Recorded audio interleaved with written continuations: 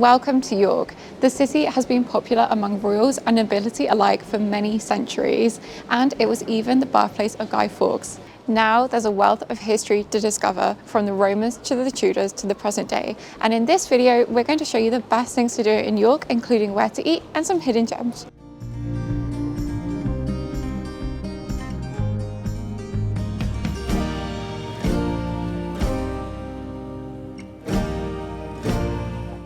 There's no evidence of human occupation of the York area prior to the arrival of the Romans 2 millennia ago, meaning that York is truly a Roman city. Today, vestiges of Roman York can be found all over the city. For example, near this place in 306, Constantine was declared the Emperor of Rome. And just across the street, you'll find an old Roman column. Roman Bath is not just the name of a popular pub close to the Shambles, but is also where you will find the remains of a 3rd and 4th century military bathhouse in the basement. It's now been transformed into a small museum that you can pay a fee to enter.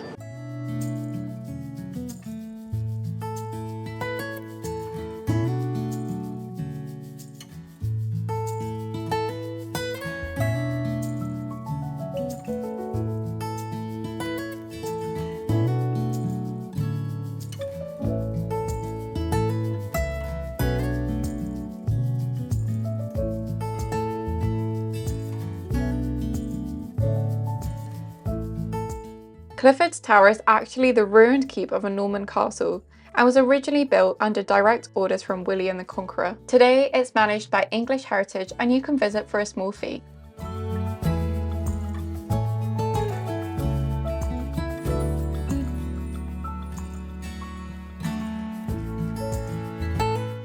Most of York's historic city centre is completely pedestrianised, meaning that the best way to get around is on your own 2 feet. Just be sure to wear comfortable shoes because there's lots of cobbled lanes.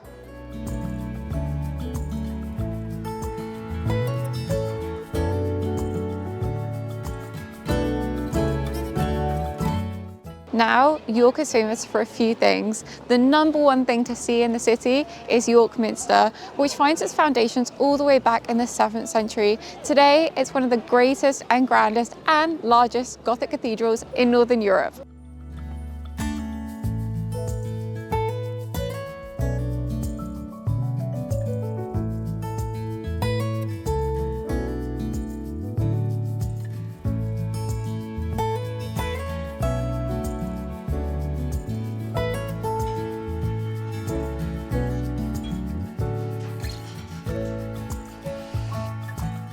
There are loads and loads of cozy pubs to enjoy in York, but one of my favourites is the House of Trembling Madness.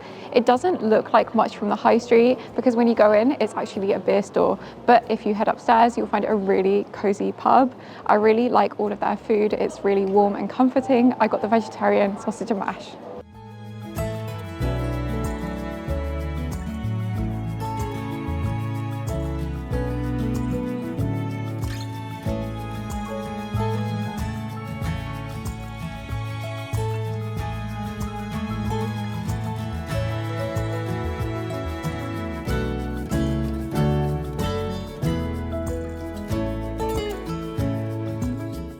The Booth and Bar was once one of the 4 main gateways into the city of York. It actually stands on the former site of where the Roman fortress entrance once would have been. Most of the arch dates back to the 13th century, though the centrepiece dates back to the 11th. In 1501, a door knocker was added to the gate to force Scotsmen to knock before they entered the city. In fact, the people of York were so suspicious of the Scottish that for the longest time it was actually legal to maim the Scots with a bow and arrow in the city centre. Luckily, that's no longer the case today.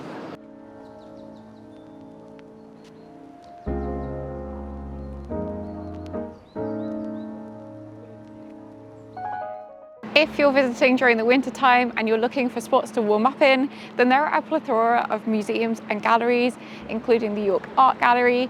There is also a museum which is situated in a very beautiful garden that we're going to visit next.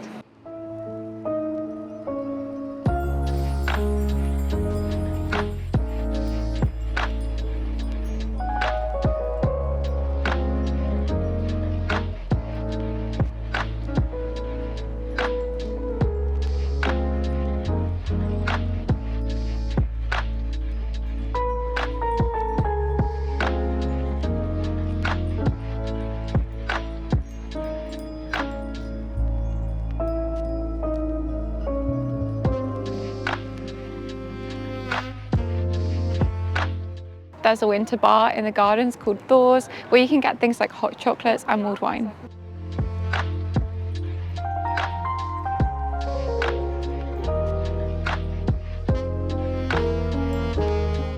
The York Museum Gardens are so called because they're home to York's Museum. They're a really lovely free space to hang out, especially in the summer because you can have picnics here. In the fall you can see all of the leaves. I've also never seen so many squirrels in a park in England, but what's more is that it's also full of history in this area. So just behind me there's the ruins of a former abbey. Elsewhere in the gardens you can see the remains of St Leonard's Hospital, which was once one of the largest medieval hospitals in England.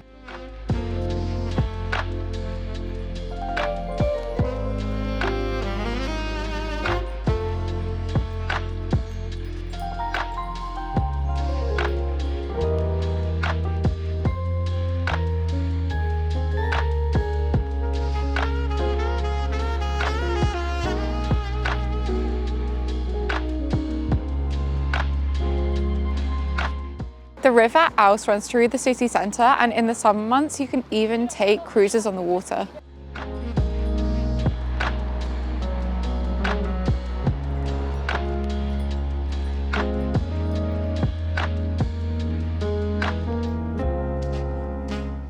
One of the more fun historical activities you can do in York is to go on a walk along the city walls.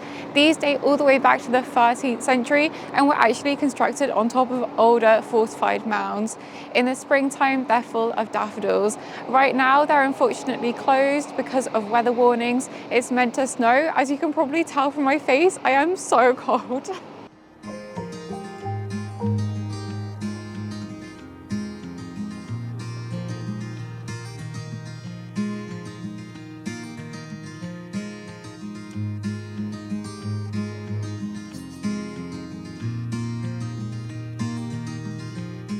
Because the city centre of York is so well preserved since the Middle Ages, you'll find a real prevalence of small passageways, which are known as snickleways. Today, they're mainly used for things like trash collection and trash keeping, and so they're not really the most aesthetic places to walk down.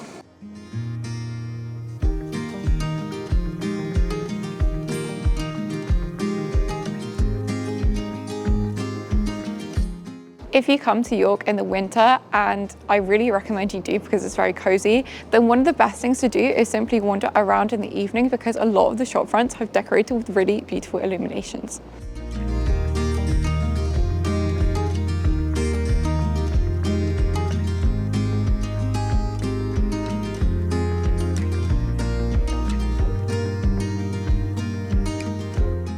The Shambles is probably the most famous street to visit in York, and that's because of the Harry Potter connection.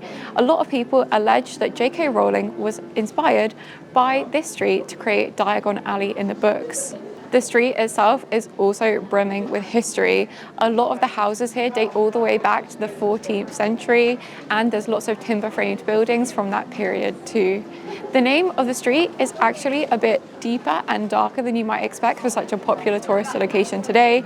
In fact, the name Shambles is a derivative of the word shamel, which means the butcher's bench, which they used to place outside of their shops in order to display their meat wares.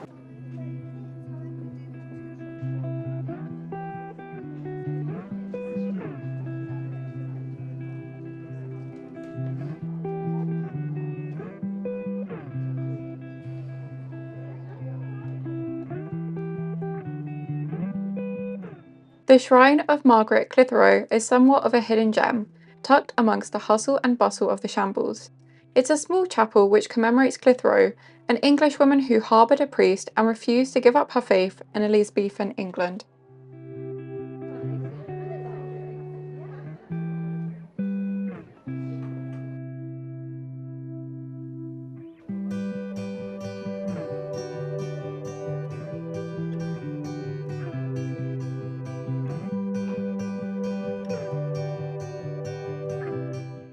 Whippy Gate is the shortest street in York, but it also has the longest place name.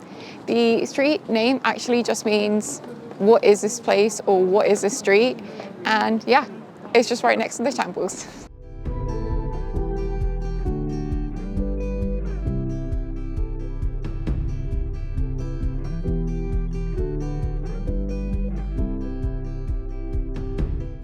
If there's one tea room you should check out in town, it's Betties. There's often a fairly long queue, but if you're patient enough for the wait, then once you get inside you'll be treated to a delightful selection of teas, cakes, coffees and savoury delights.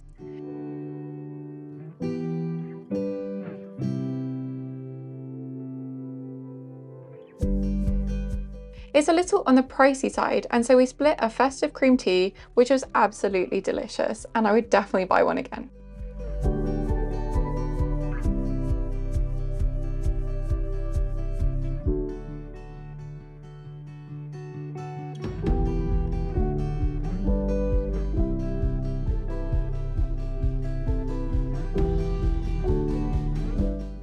The York Christmas Market takes place on Parliament Street and St Sampson's Square. It features around 75 alpine chalets, and there's a real focus here on sustainable goods and crafts, so you'll find lots of local artisans selling their own homemade wares. There's also some food and drink stalls here, so let's go and check them out now.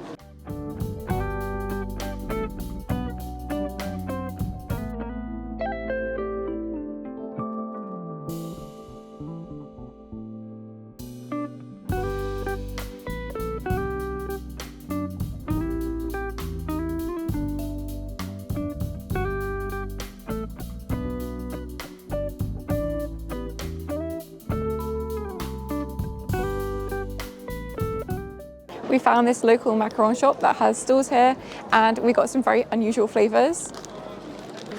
Gingerbread and mulled wine. So let's try them.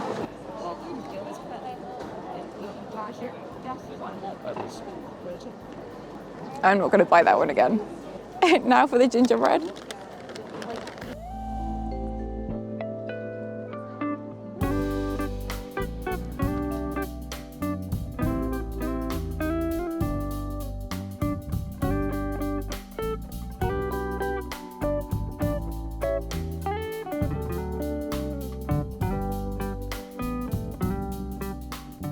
The best time to visit the market for the fewest crowds is definitely during the week. It's Monday morning right now and it's already very busy, but we'll show you the evening in the market too, so that you get an idea of what it looks like at night.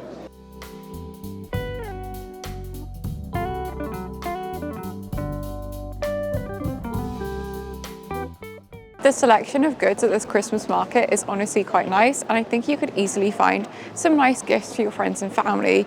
With that being said, it's definitely not the most aesthetic of Christmas markets I've ever been to, and a lot of the stalls look more like garden sheds decorated with garlands than the actual Bavarian chalets you'd see in Europe.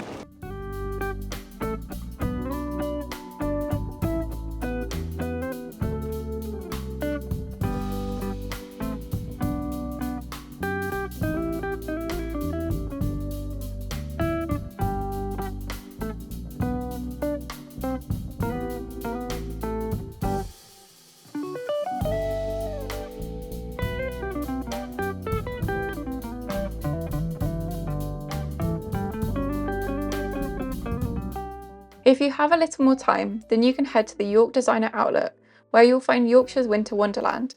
This festive pop-up boasts the largest ice skating rink in the north of England.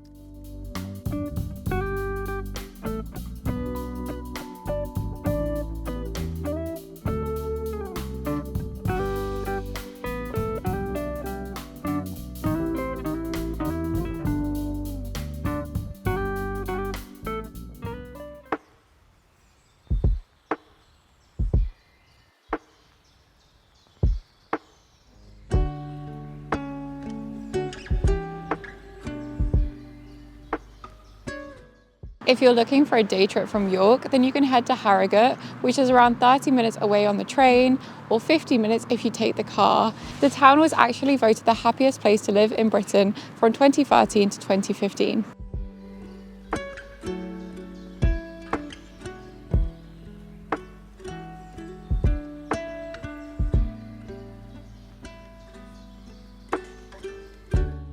Harrogate actually grew out of two smaller settlements, Lower Harrogate and Higher Harrogate, in the 17th century. By the 18th century, the town had started to gain considerable wealth thanks to the discovery of Spa waters, which contained iron. Now it's said that Harrogate has the strongest smelling sulphur waters in all of Europe. Today, the town is also full of traffic, which is probably what you can hear in the audio. I don't think I've ever seen a town that's so full of traffic.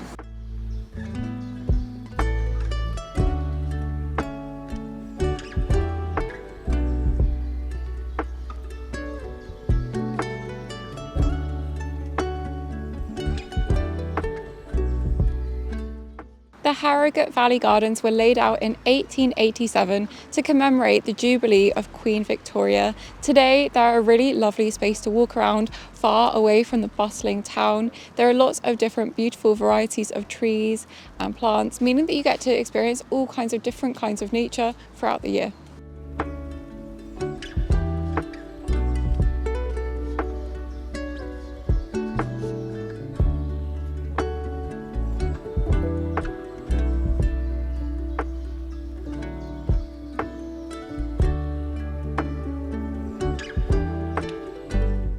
This is Bogsfield, and it's home to 36 of Harrogate's 88 natural spring wells, which means that there's more natural spring wells here than in any other known place in the world.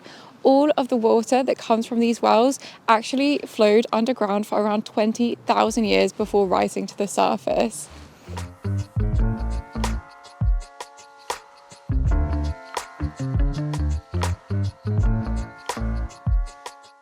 I didn't expect to see this in the park, but there's actually a small Japanese garden here. It's a bit of a hidden gem and is known locally as the Garden of Serenity. Let's go and check it out. Just like Japan.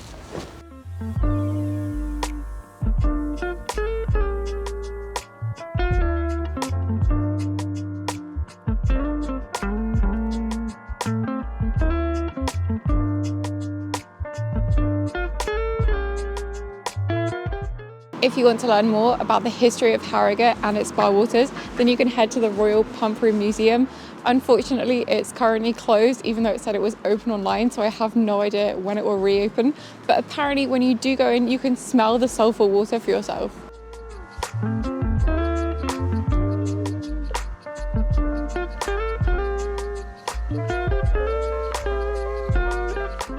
The Montpellier district makes up the centre of the town and is full of beautiful Victorian architecture.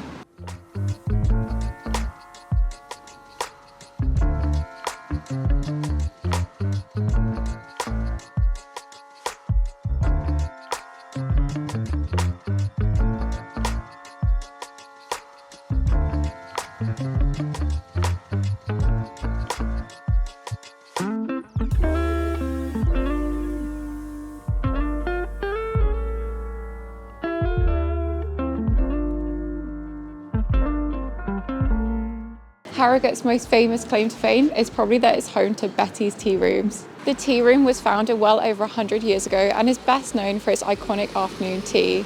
The brand also owns Taylor of Harrogate, which is a coffee and tea company.